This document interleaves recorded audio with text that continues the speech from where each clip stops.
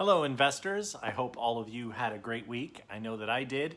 It was quite up and down, but there were a couple stocks that really pulled through for me that I was really excited about. Hopefully you got enjoyment out of the different picks, and also you made money, most importantly. This week, overall really great. Today I finished about 2.5% up, so I feel great about that. And then finished overall for an 8% gain this week. Anytime you can make an 8% gain, I feel really good about that. We definitely had our wins and losses. TTOO did not turn out exactly as we liked this week for sure.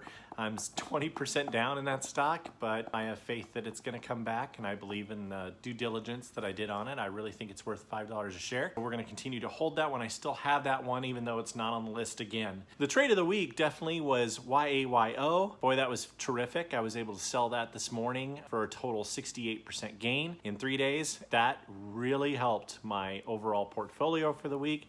Hopefully everyone was able to trade that. I know that there were some people that were left out on the sidelines on that because you had to have one of the major brokers like Schwab or TD Ameritrade in order to be able to take advantage of that. So Webull, it was not available, and also it was not available for Robinhood. So if you're a Robinhood user, you missed out on that one, which was a bummer, but I was glad I was able to get into it. That's one of the reasons why I have Schwab in the first place. I really like it. That is my favorite place to trade. I like them as a broker very much. I like Webull also, especially for their after hours and early market. I think it's very, very good. Much, much better than Robinhood, I think. Those extra extended hours, definitely that helps me to trade a few stocks that I can't even do on Schwab because I can't trade that early. I kind of wanted to talk about the PDUFA strategy. Evoke today got approved. Very excited for those people that had that stock. That was really great. I'm not one really to hold through FDA approval. In fact, I don't believe in it. I've never made money that way. It's never been the way that I've done it.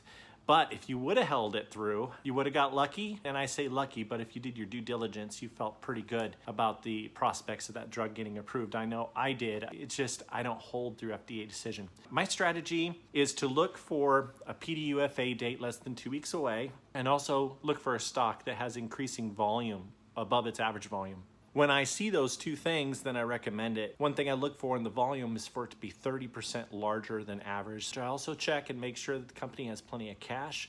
I hate offerings during the process. We definitely saw that MBRV. It really messed things up on that one. Should have been much more profitable on that stock than we were, but we still made money if you got out 2 to 3 days before. I like to get out 2 to 3 days before the PDUFA date. Now the reason is because a lot of investors don't have margin, and so if they want to trade it on the day of approval, then a smart investor will unload it 2 to 3 days early and then wait for those funds to be available because they don't have a margin account, so it takes time for those funds to be available, and then they trade on the day if it gets approved. That's a real common way of doing it, and that's why you see that drop. It's very typical to see that drop 2 to 3 days before PDUFA date.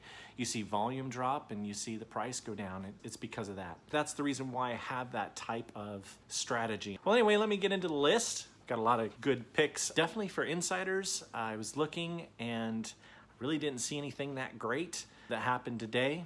In fact, none of them I would call good or worth it that I saw today. So this is a little different list than normal. Pick number 7 for Monday, June 22nd, is Mvis. This is brand new, and this thing is really picking up steam.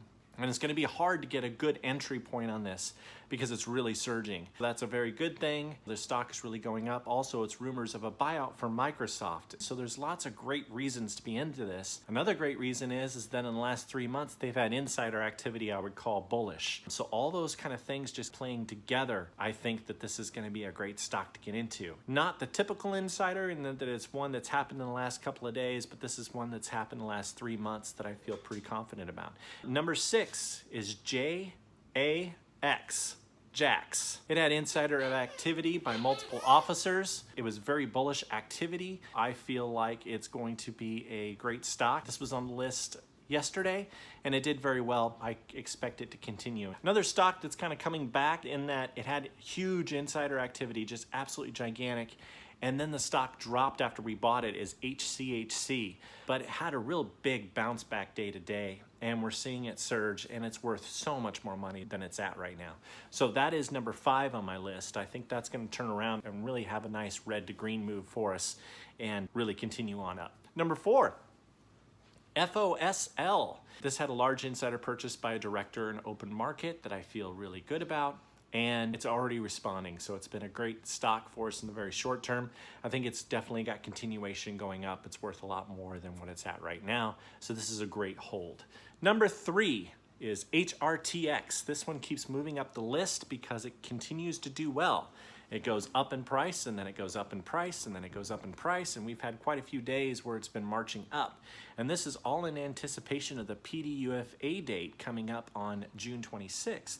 This stock, they have plenty of cash. I don't see any reason why they would need to do any type of offering, but the PDUFA date is 6/26, and we're looking forward to that coming up.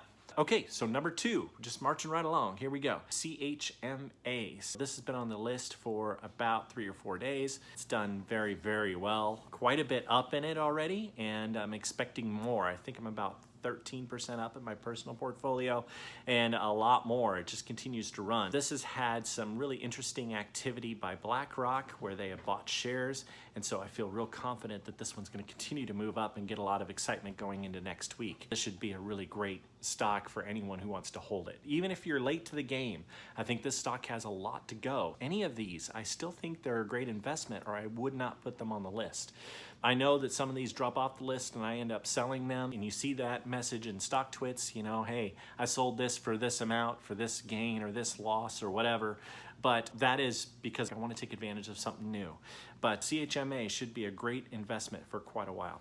And number 1, it keeps marching up in this almost 30% right now, is NVAX, but it has so much further to go. I really think this stock could hit $80, maybe $90, I don't know. I mean, there's buyout rumors, there's cases increasing in the United States so much that I think that this one will continue to move up. I do a lot of work on these videos, so if you could please hit that amazing and most wonderful like button. Also, if you could subscribe and turn on bell notifications, I very much appreciate it. And if you're curious about those intraday trades that I've talked about, please get the Stocktwits app, download it, set up a profile, and then type in Raythoven and follow me, and then sign up for my posts so that you get posts as time goes on. Hope we all have a great week this next coming week and a great weekend, and Raythoven out.